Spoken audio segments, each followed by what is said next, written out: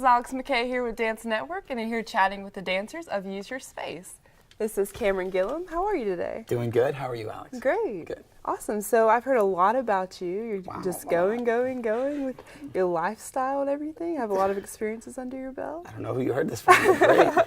Cool. Yeah. So I'd like to know a lot more about you. Who is Cameron Gilliam? Yes. That is the question, isn't it?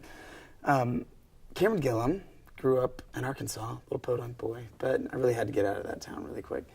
I came here to Nashville to go to Lipscomb and was a molecular biology major, actually, and was planning on going to med school. My dad's a physician, and I was always good at sciences, liked doing the medical mission trips and things like that. So I thought, hey, let's go to med school. Why not? It's casual.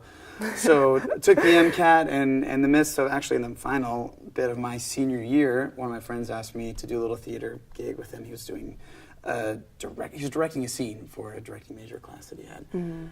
And I fell in love with it. Oh, this is the freaking coolest thing ever. And then I got asked to choreograph a school performance that they call Sing-A-Rama, and fell absolutely in love with it. You starting late in the game of dancing, do you consider that a big setback from everybody else? You started early? There was definitely a lot of technique that I had to catch up on, because I was kind of thrust into the performance world without having the 8 years or whatever at a studio. Where was that? Go from first into second and and now, fortunately, I've had that training. But at the very beginning, when I was thrust into that scene, people say Ronda Jean, I'm like, I can't even spell it. I don't know. I don't know what that is. And fortunately, I had some incredible people, roommates, mentors, teachers that were willing to take me under the wing, said, we believe in you, and were willing to teach me what was necessary. So you watched the Dancefessionals, and you were portraying Dustin today. That's right.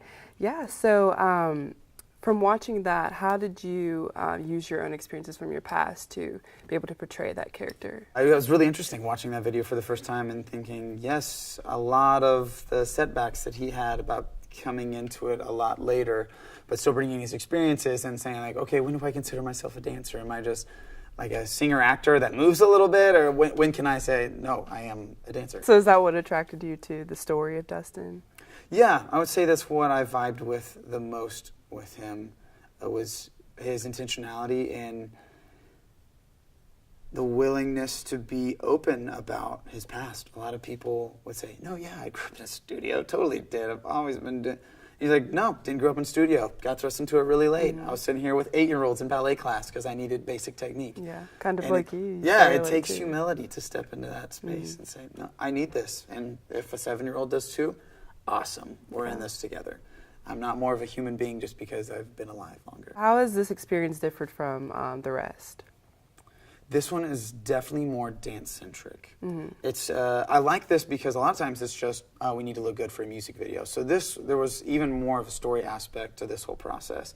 We want to see the emotions on the face. We want to stage you in a way that it makes sense with the stories that we're trying to mimic, trying to portray. And I love, that's my favorite aspect about it. I feel like if you don't have something to say, then you should never take the stage. And would you rather impress or would you rather inspire? And I would always, at times in my life when I reflect, was I more changed because I was impressed, or was I changed because I was inspired? Inspired 100% of the time. Dance Network is a rather new network. What do you hope it becomes in the next few years? I hope that it becomes authentic and genuine and honest more than anything. And I think it's already headed in that direction because we have so many networks that we have to look the best, we have to pick the best personalities. Oh, they don't have the right look, they don't have the right look, they don't have the right personality. And I feel like for the first time, it's like we don't care who you are, what you look like, what your background is, nothing about that.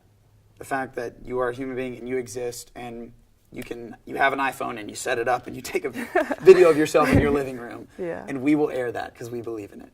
Well, I know you have a recital to get to after this. I'm going to wrap it up. Do you have anything else to say? Thank you, Dance Network. Awesome. Thank you, you Alex. so much for being here. Absolutely. Anytime.